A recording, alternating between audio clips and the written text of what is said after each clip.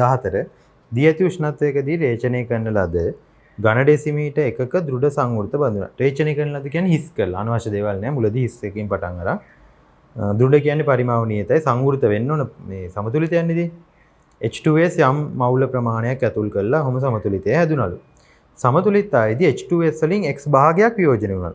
අපි දන්නවා දාපු ඔක්කොම වියෝජනය වෙන්නේ සමතුලිතනේ යම් කොටසක් තමයි. X කියන්නේ මුලින් දාපු එකෙන් භාගයක්. ඒ කියන්නේ 5න් එකක් 3න් දෙකක් මොකක් හරි ඒ වගේ භාගයක්. සමතුලිතයේදී බඳුන තුල මුළු පීඩනය Pලු Kp වලට ප්‍රකාශනයක් ගන්නලු. ලොකු දෙයක් නෙමෙයි. මොකද්ද සමතුලිතය? 2යි H2S ගෑස් වලින් හැදිලා 2යි H2 ගෑස් ධන S2 ගෑස්. ඕකනේ. නේද? දැන් Kp ලියන්න නම් මොනවද උනේ? හැම එක්කෙනාගෙන් පීඩනනේ. Kp කියන්නේ pH2 වර්ගය ගුණ කිරීම PS2 බෙදීම pH2S වර්ගය. පීඩන ලියන්න තියෙන්නේ අපිට මොනවද දීලා තියෙන දත්ත? බඳුන තුන මුළු පීඩනය දීලා තියෙනවා. අර මවුල වල භාගය ගියපු භාගය දීලා තියෙන x කියලා. මොකද්ද මොන නියමෙද පාවිච්චි කරන්න ඕන? අපි පීඩනයක් ලියන්න ඕන මුළු පීඩනය සහ මවුල භාග ගන්න පුළුවන්. ඩෝල්ටන්ගේ ආංශික පීඩන නියමයනේ. මොකද්ද ඩෝල්ටන්ගේ ආංශික පීඩන නියමය? කාගේ හරි පීඩනය අපි තුමේ AB දෙන්නෙක් ඉන්න පද්ධතියක් කියලා. සරල පද්ධතියක් තියෙනවා. මේක ඉන්නේ A ගෑස් හා B ගෑස්. එහෙමනම් PA A වල ආංශික පීඩනය සමාන වෙනවා මුළු පීඩනය P total වතාවක් A වල මවුල භාගය. ඔච්චරයි. B වල ආංශික පීඩනය මුළු පීඩනය වතාවක් B වල මවුල භාගය. XB කියන්නේ B වල මවුල භාගය. ඕකනේ දාන්න ඕන. මොකද මුළු පීඩනය දීලා මවුල භාග හදාගමු අපි. එහෙනම් දැන් කරන්න ඕන මවුල භාග හදාගන්න එක නේද? මෙහෙම කරමු. අයිස් මෙතඩ් දාමු. මොකද සමතුලිතයේ තියෙන මවුල ගණන් ඕනනේ ඒකට. ලොකු ගණන් නෙමෙයි මේක ඇත්තටම හොඳ. initial changed equilibrium. ආරම්භක මවුල මෙහෙම කරමු. දැන් භාගයක් නේ. ඔකේ හොඳම වැඩේ වෙන සංකේත දාන්න එපා. C හරි මොනවා හරි. 1යි කියලා දාමු. 1යි නම් xx මනේ. x කියන්නේ භාගයක්. අපි ආරම්භක මවුල 1යි මවුල කියලා ගත්තා නම් මෙයා ඍණ x ම නේද? ඔය x කියලා භාගයක් ගියා කියන්නේ. ඒකින්ද 1 දාගන්න මේ වෙලාවට. අර ප්‍රතිශතයක් හොයන්න තියදී අපි මුළු ප්‍රමාණය 100යි කියලා අරන් හදන්නේ. ලේසි නේද උනේ? ඒ වගේ. මුලදී මුන් දෙන්න නෑ ඒවා බලන්නේ. ඊට පස්සේ මෙයාගේ x නම් 2ට 2 කියන්නේ මෙයාගේ x හැදෙන්න ඕනනේ. 2ට 1යි. එහෙනම් මෙයාගේ x වලින් භාගයක් x බෙදීම 2ක් හැදෙන්න ඕන. හරිනේ ලිව්වේ? සමතුලිතයේදී එකක් තිබුණා x ගියා එන එක ඍණ x ඉතුරුයි. මෙයාගේ x හැදුණා ඒක තියෙනවා. මෙයාගේ x බෙදීම 2ක් හැදුණා ඒක තියෙනවා. ඔය ටිකනේ සමතුලිතයේදී.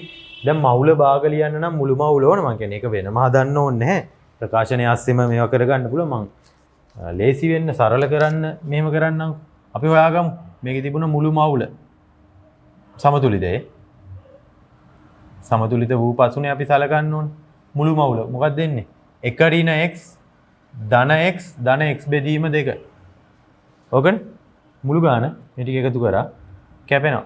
එතකොට එනවා අපිට 1 ධන x බෙදීම 2. මොනම් තව ටිකක් සුළු කරලා 2 පොදු. එතකොට එනවා 2 ධන x කියලා. හරි යාගම. ඕක කොහොම හැදුවේ නැතත් අර ප්‍රකාශනීය ආදේශ කරද්දිත් පුළුවන්. හොඳද? දැනට මම ඔහම අදාගත්තා. හරි දැන් ලියමුකෝ බලන්න. මොකද්ද කරන්න ඕන?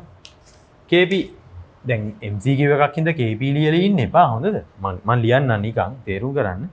KP කියන්නේ pH2 ගෑස් වල වර්ගය වතාවක් PS2 ගෑස් බෙදීම pH2S වල වර්ගයනේ නේද? MCQ වල ලියලා ඉන්නේ නැහැ මේවා. පිළිම ආදේශය. KP දැන් ගමු. H2 වල පීඩනය. කියන්නේ H2 වල ආංශික පීඩනය. මෙන්න මේකනේ. මවුල ගාන යාගේ. දැන් මුළු මවුල ගාන දාන්න මෙයාගේ මවුල ගාන දාන්න මවුල භාගය ලියන්න පුළුවන්. මොකද්ද ඩෝල්ටන්ගේ ආංශික පීඩන නියමය? ආංශික පීඩනය සමානයි මුළු පීඩනය වතාව මවුල භාගය. එහෙනම් H2 වල පීඩනය කියන්නේ මුළු පීඩනය P මනේ. P වතාවක් මවුල භාගය. H2 තියෙන්නේ x.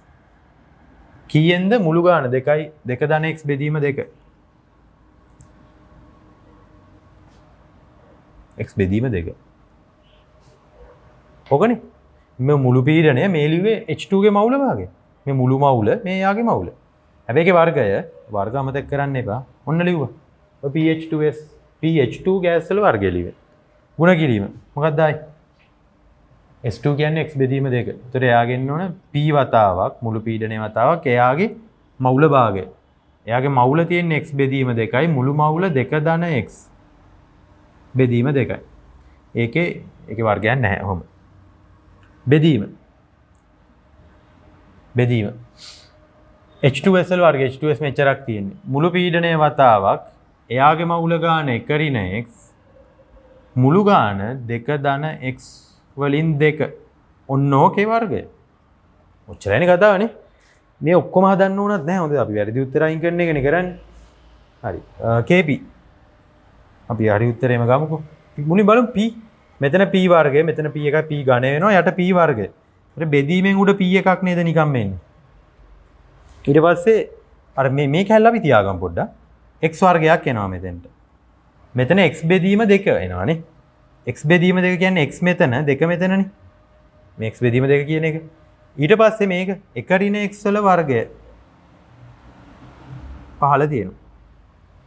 ඊට පස්සේ මේ කැල්ල ගත්තොත් මේ බෙදීම ලකුණ යට තියෙන එක හොඳද? මෙතන 2යි මේකයි 3යි ඝණයක් තියෙනවා යට වර්ගයක් තියෙනවා. උඩ එකක් නේ තියෙන්නේ නේ. උඩ එකක්. ඒකෙත් දැන් දෙකේ ඉලක්කම උඩට එනවා. ඒ දෙක තමයි මෙතෙන්ට එන්නේ. මේක බෙදීමේ යටින්ද පහළට එනවා. 2 ධන x වර්ගයක් නෙමෙයි. මොකද මෙතන වර්ගය මේකයි ඝණය යට වර්ගය. ඕකනේ උත්තරේ. 2ට 2 කැපෙනවා. ඉවරයි හදලා. px ඝණය බෙදන්න 1 ඍණ x වල වර්ගය 2 ධන x ඔන්න උත්තරේ. මෙහෙම එකක් තියෙනවා. 3